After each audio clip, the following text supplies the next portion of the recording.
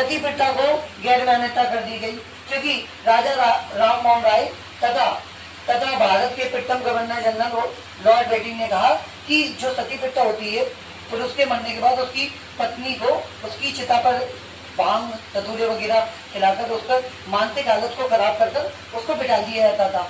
तो परिणाम स्वरूप क्या हुआ, ये अंग्रेज की हुकूमत को गलत लगा और राजा राम मोहन राय ने इसके लिए अनेक प्रयास किए, तो उन्होंने इस पर प्रतिबंध लगा दिया। और साथ साथ जो विधवा हो जाती थी उनकी शादी नहीं हुआ करती थी, उनकी जिंदगी अलग टाइप की हुआ करती थी, उनको अलग तरीके के बिस्तर वगैरह देते थे, सफेद कपड़े पहना करती थी वो लोग, और अलग झोपड़ी में रख देते थे, और अच्छा खाना नहीं खाया करती थी सबसे बड़ी बात। दोपहर को बाहर नहीं निकला करती थी, शाम को बाहर नहीं निकला करती थी, जो बच्चे हुआ करते थे उनको लिया नहीं करती थी, क्योंकि समाज में उनकी स्थिति इतनी खराब थी, बहुत ज्यादा। ठीक है, उसके परिणाम स्वरूप भारत में एक विद्रोह का कारण बना, अंग्रेजी भाषा को प्रोत्साहन दिया जाने लगा।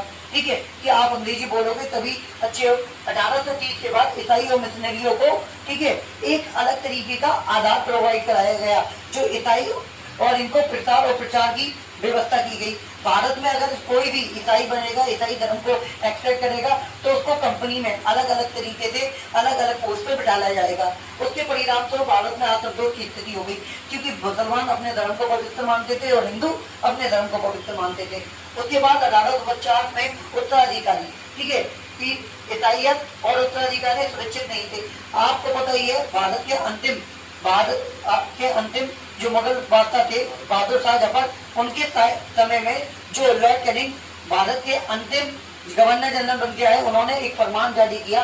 उन्होंने कहा कि मुगल बादशाह बहादुर शाह जफर अंतिम ही मुगल बादशाह हैं, उसके बाद कोई भी जो होगा वो राजकुमार होगा, बादशाह नहीं होगा, और इनको दिल्ली से बाहर अलग